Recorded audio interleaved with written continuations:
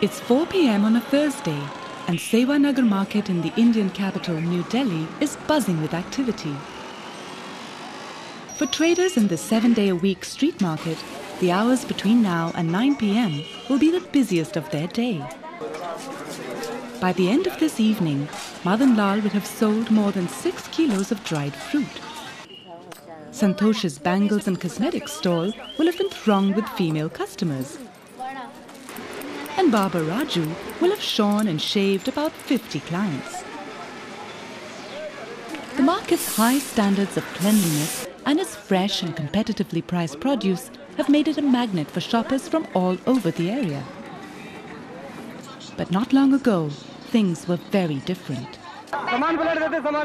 Just 5 years ago, evictions like this were commonplace, and the traders lived in daily fear of being beaten, harassed and victimized. It's a situation that continues today in markets all over India.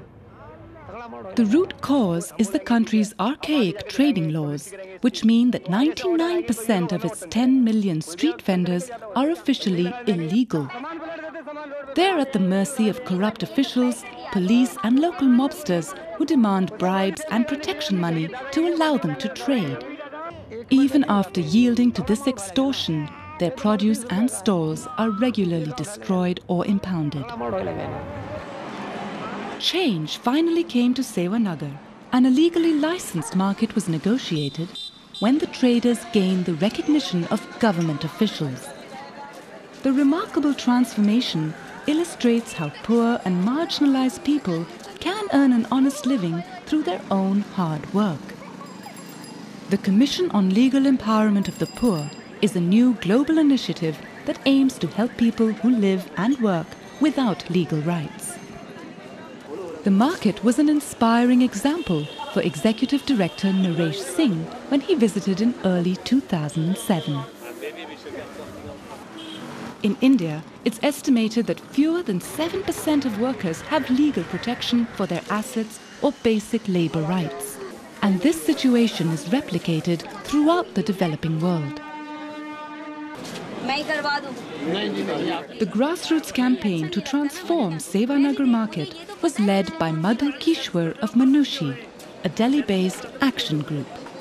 This pilot project is part of a much larger campaign of Manushi, a larger endeavor which seeks to free the livelihoods of the self-employed poor in India from needless bureaucratic controls and extortionist mafias, and recognizes their enterprise as playing a vital role in the overall economy of the country, and therefore allow them the freedom to earn their living without being harassed, without bribes, without extortion, without beatings, without human rights abuses. This transition from exclusion to active participation in a country's economy is at the heart of Legal Empowerment's work. Progress is often achieved through advocacy among both government bodies and grassroots groups. A key element in the Sewa Nagar Traders campaign has been winning the backing of their local authority and Member of Parliament. Everyone was very happy with the changes which Manushi brought in here. Changes like the hawkers were happy, the residents were happy, the pedestrians were happy, and except for few vested interest group, everyone was happy. So as a Member of Parliament, I was the happiest amongst all of them. Crucially, the vendors have acquired secure tenure through payment of a monthly rent to the municipal corporation, the equivalent of less than $10, which is collected by Manushi.